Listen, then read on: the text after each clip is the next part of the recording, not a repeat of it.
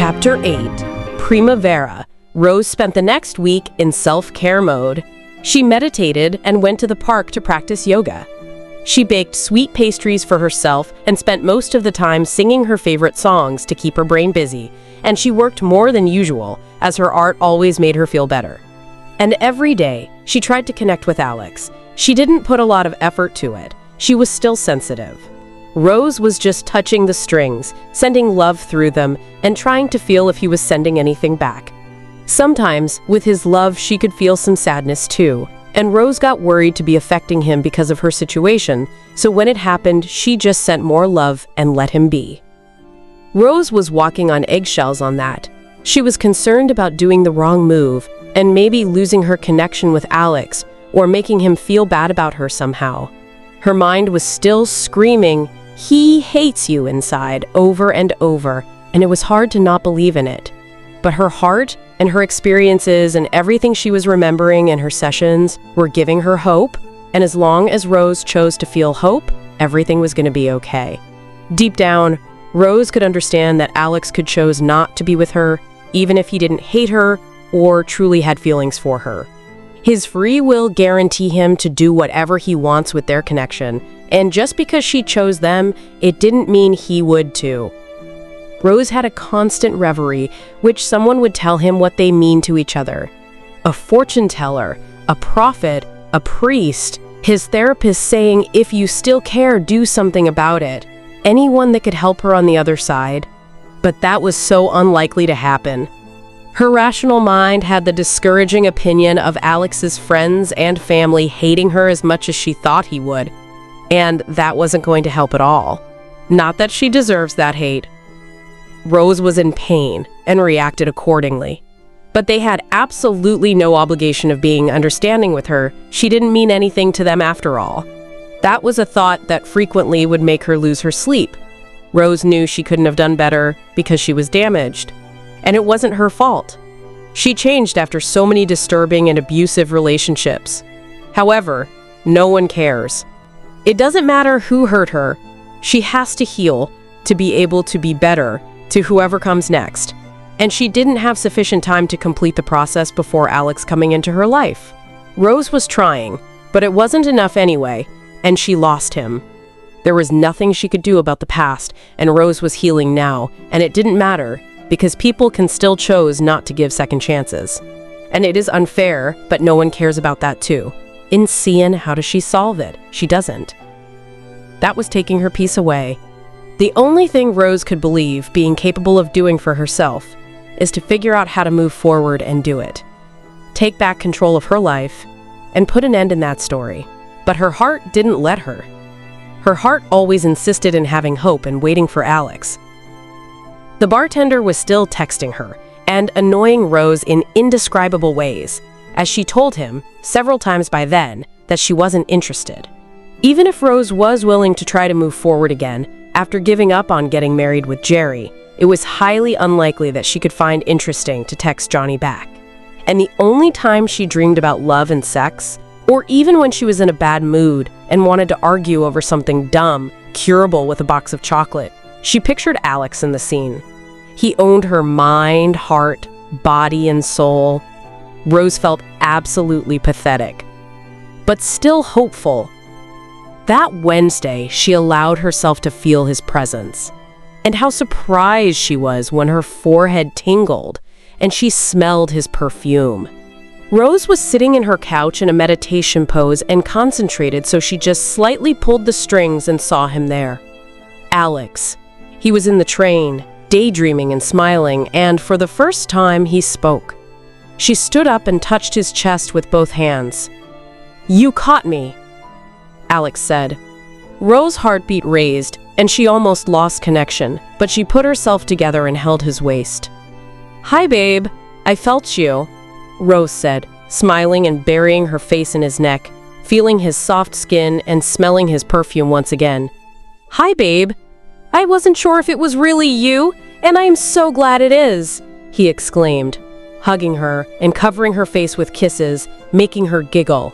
Suddenly, he licked her like a dog, surprising Rose. "What?" she exclaimed, amused. "Sorry," intrusive thought. Alex answered and they laughed. Behind Alex, she could see the real him, holding the safety bar inside the train, leaning on his arm with his eyes closed and a half smile on his face. Rose hugged Alex and started kissing him all around his cheeks, eyes, neck, and lips like he was doing with her before. She was so excited about it that it was hard to think. Rose then stopped feeling his skin and body but could sense his presence. So she started taking deep and long breaths to calm herself down and get back in control. Slowly, he was becoming more visible and touchable again. "Sorry, babe, it is hard to keep concentrated, especially around you," Rose said, hugging him once more. Alex pulled her face up by the chin and kissed her. It was long and intense, and she felt all her body tingle and goosebump again, but with a sensation of pleasure and wholeness that she had never experienced before. Rose noticed that the strings that connected their hearts were short and bringing their chests together, but wasn't only it. Their foreheads and hips felt connected as well, and when that happened, the pleasure and fulfillment she was feeling increased remarkably. If Rose could describe, it was something like having an orgasm, but with your emotions instead of your body. She saw lights in the corner of her eyes, and Rose felt happiness as she had never experienced before. "Do you feel this?" Rose asked. "I feel you," Alex answered. He hugged her, and for a brief moment, Rose didn't know where her body was finished and when his started. And for the first time in years, Rose rested. They didn't know for how long they were silently hugging each other, but the sun was coming down, so it was for longer than it looked like, when they heard a male voice. Someone was speaking to Alex, and that was calling him back. Alex started fading in front of Rose, and she tried to hold him. "Don't go, stay a little bit longer. I have to. Brad is calling me." That was Alex's friend that was right beside him in the train. They were roommates, and they were in their station. "We can see each other again, can't we?" Alex asked. "Well, we will. We will figure it out," Rose answered, kissing him briefly before he left. Rose watched him fading, and her eyes were filled with tears. She missed him so much for so long that what just happened was a miracle, a gift, she could tell. So she held her cross, thanking God for that. When she opened her eyes, Rose noticed she wasn't alone. There were people around her in the room. They were smiling peacefully, and they gave her a sensation of calm and safety. She spoke with them, and a man stepped towards her. He was dressed like a priest, had long brown hair and no beard, and a pair of black, round glasses in his face. He held Rose's hand kindly and spoke with her. Rose couldn't understand him, but she could hear his voice. A name crossed her mind, Mikhail. He was introducing himself, and she felt safe, protected, and loved. "Are you my guardian angel?" Rose asked. "Something like that."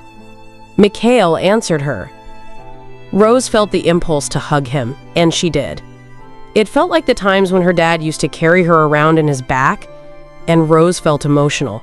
Still crying, with the overwhelming sensations, Rose suddenly opened her eyes. Surprisingly, she was still sitting in her couch, but the crucifix was firm in her right hand. She couldn't wait to tell Sienna about it and tell everything to her mom. She was so excited about it that Rose couldn't restrain herself. Pamela, her mother, believed her in everything Rose told her. She was a believer. Pamela prayed, but also burns sage and makes moon water. She had incenses in her altar, but also a plant to honor the nature side by side with her image of Jesus Christ. Besides the philosophy, psychology, and Buddhism books, Rose spoke with her during the whole evening, sharing the experiences and telling her about the memories of the past lives, and Pamela shared with her things that Rose didn't know about her mother.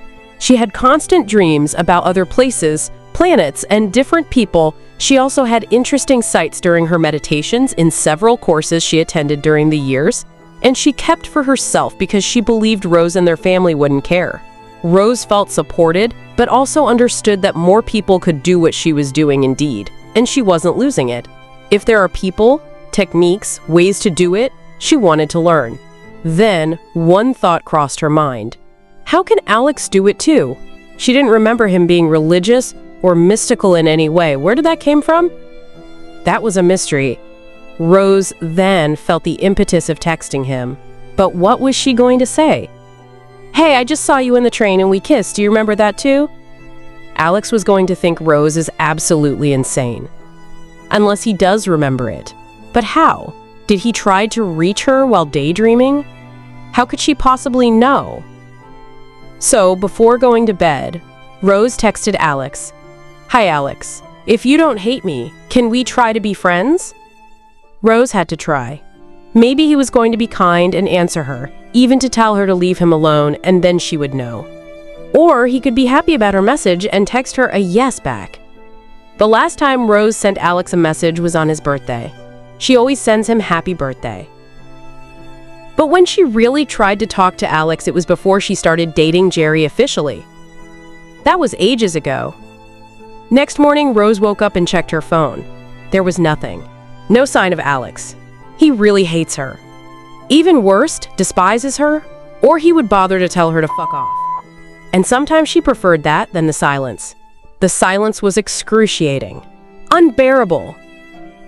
Rose tried to push away the bad thoughts and tell herself he just wasn't ready for that. He wasn't expecting her to talk to him, and he was going to answer in some point of the day. She kept her phone close to her all the time, checking it every 5 minutes. It was hard to be productive that day. Rose almost gave up trying to work at all. And it was time to go to Sienna's office, and no answer from Alex. Rose told herself that if he didn't answer her by the end of the day, he wasn't going to do it anymore. And she was going to stop waiting for it, otherwise she was going to go back to the dark place, and she had to be okay. She deserved to be okay. While she was driving to Sienna's office, the intrusive thoughts started threatening her again. What is the difference between you and a crazy stalker? Rose's mind said. I don't stalk him. I know nothing about him at all, her heart answered.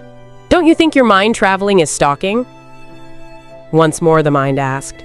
No, it wasn't on purpose, and for what I can notice, he wants it too. The heart answered angrily. But what if it is not true? You could be inventing this, as well as the past lives, memories, and everything else. The mind insisted a little bit more. Well, if it is truth and I lost my shit, then it's on you, and you can figure it out. And fuck you before I forget. The heart answered, ending the discussion. Rose parked and prayed to calm herself down. It was impressive how she could be her worst enemy sometimes. While she was praying, she heard something in her mind. Seemed to be a voice she knows, but not Alex. Keep your faith and your hope. The voice was repeating, comforting her. It actually worked, and Rose felt better and ready to go in. Before getting into the building, Rose closed her eyes, thought about Alex, and felt he was there. She whispered, I love you, and shut her mental door.